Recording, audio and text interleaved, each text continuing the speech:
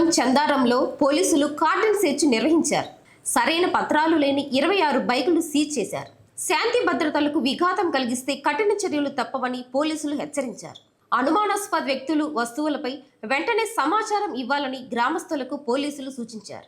IG sir ఆదేశాల మేరకు ఈ రోజు ఇక్కడ నర్సాపేట సబ్ డివిజన్ పరిధిలోని నాదెండ్ల పోలీస్ స్టేషన్ పరిధిలో ఉన్న ఈ చందవరం అనేటువంటి గ్రామంలో ఈ రోజు సుమారు 100 మంది పోలీసులతో కార్డన్ సెర్చ్ ఆపరేషన్ చేయడం జరిగింది. ఈ ఆపరేషన్ లో భాగంగా ప్రతి ఇల్లు కూడా క్షుణ్ణంగా తనిఖీ చేయడం జరిగింది. ఈ తనిఖీలో భాగంగా ఒక 23 రికార్డ్లెస్ ఈ కనపడే 2 వీలర్ వెహికల్స్ అన్ని కూడా సీజ్ చేయడం జరిగింది. ఇవన్నీ కూడా రికార్డ్స్ లేకుండా తోలుతా ఉన్నారు.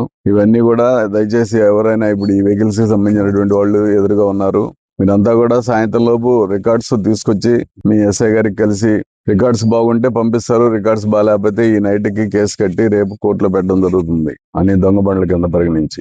ముఖ్యంగా ఈ ఊరు కొంచెం ఫ్యాక్షన్ రిలేటెడ్ ఉంది. ఇంతకుముందు కూడా గొడవలు ఉన్నాయి, మీ అందరికీ తెలుసు. కొన్ని రౌడీ షీట్స్ కూడా ఉన్నాయి ఇక్కడి నుంచి. దయచేసి ఎవరు కూడా ఇక ఇప్పుడు ఈ 3-4 నెలల్లో ఎలక్షన్లు రాబోతున్నాయి కమింగ్.